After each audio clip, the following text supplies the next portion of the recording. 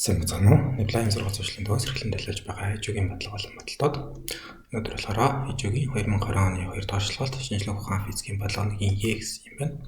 За нэг дээрээ ингэж өгсөн байгаа тийм өнөөшний хордлын Ж гэж үзье. Тэгэнгүүтээ гарын сэргүүлийг бол тааж болно гэсэн байгаа.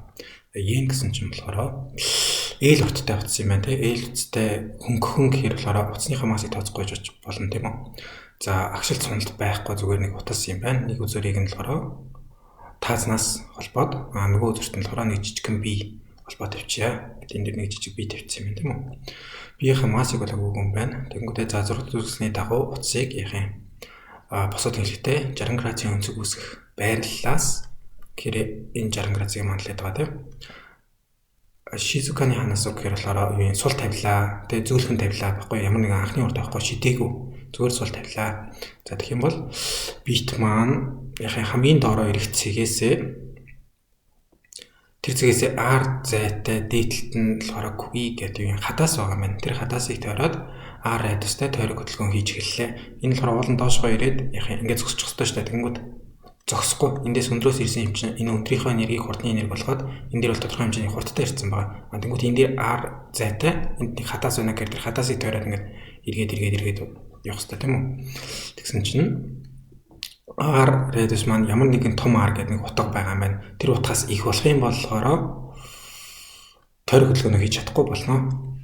Юу гэдэг анхны урд нь айгүй бага байх юм бол яа тий. Ингэж ирснээ эндээсээ нэг жоохон ийшээ ирчээл тэнгүүдээ буцаад явчихдаг ч юм уу те. Яг нэг бүтэн тойрч чадахгүй болно шүү дээ.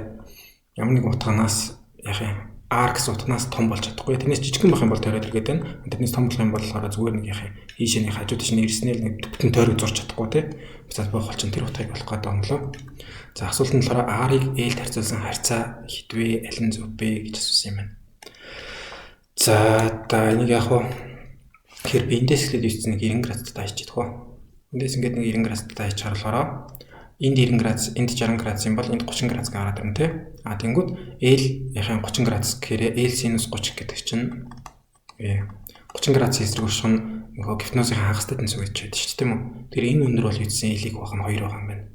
Гэт тэрийг бод мэдээд авчи.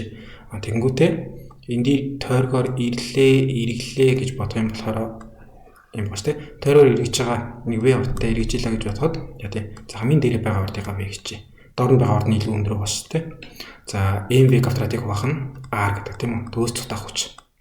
Тэнцүү F төгс цутах хүч. Ийшээ ирээд ингэж эргэж яхад төгс цутах хүч нь болохоор тойргоос гадагш байгаа чиглэлтэй. Энэ тохиолдолд дээшээ тийм үү? Доор байсан болохоор доошоо үйлчлэх хэрэгтэйсэн тий. Тэр ихээр болохоор дээшээгээ ийм F төгс цутах хүч үйлчлэн доошоо болохоор манай нөгөө хүндивчтэй mg үйлчлэх хэрэгтэй шүү тийм үү?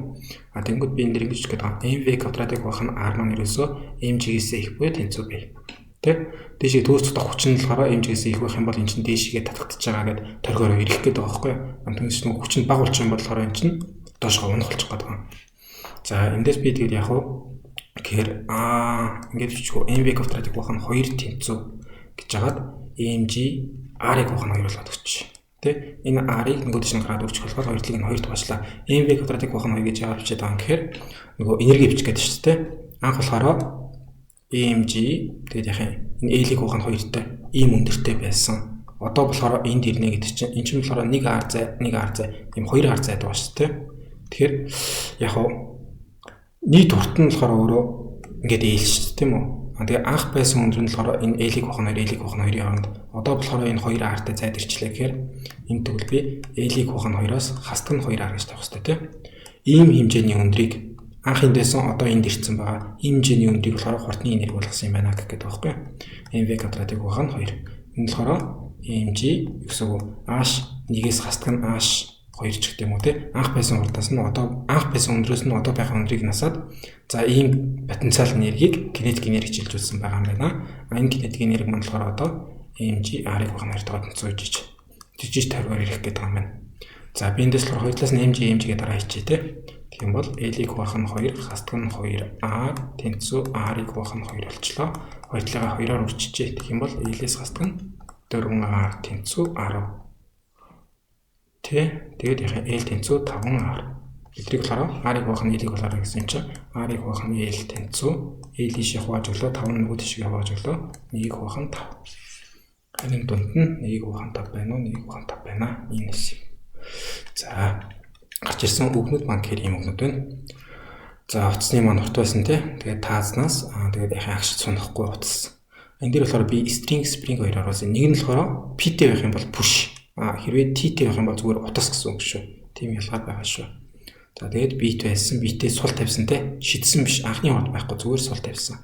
За ийм байрлалаас ийм өнцгтэй бусад англитэй өсөжсэн өнцгөн байсан. Тойргийн хөдөлгөөн radius энэ болохоор нэмгэн утас, нэмгэн хатаас байсан баг тийм. Юу хатаасаа тойрч хэрэглээд утасны маань урт нь өөрчлөлтөө явахгүй шүү гэдгийг төлөө тэгж хэлээд байгаа. За энэ дээр яг дээр нээсэн цэгийг тойрч иргээд энэ утнаас илүү болох юм бол тойрч иргэж чадахгүй болно гэж гараад ирсэн тийм.